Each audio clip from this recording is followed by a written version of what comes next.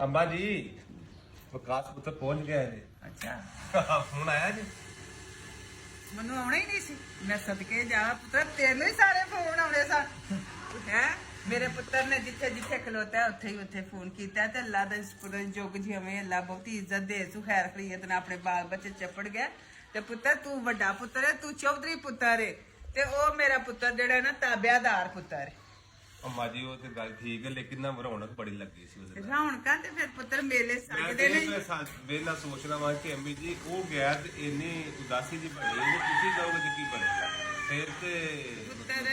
ਫਿਰ ਜਾਣਾ ਤੇ ਹੈ ਨਾ ਹੁਣ ਇਹ ਤੇਰੀ ਨਾ ਹੁਣ ਇਹ ਮਾਂ ਪਰਦੇਸਣ ਤੁਸੀਂ ਨਹੀਂ ਪਰਦੇਸੀ ਮਾਂ ਪਰਦੇਸਣ ਹੋਈ ਹੈ ਤੇ ਤੁਸੀਂ ਮੇਰੇ ਹੁਣ ਟੋਟੇ ਕਰਨੇ ਨੇ ਇੱਕ ਟੋਟਾ ਤੂੰ ਇੱਕ ਉਹਨੇ ਉੱਥੋਂ ਚੰਦਾ ਵੀ ਮੰਗਦਾ ਇੱਕ ਟੋਟਾ ਮੈਨੂੰ ਮੰਗਦਾ ਦਿਓ ਤੇ ਮੈਂ ਕਿਹਾ ਦਿਹਾੜਾ ਕਰ ਲਵਾਂ ਮਾਂ ਪਿਓ ਨਾ ਤੇ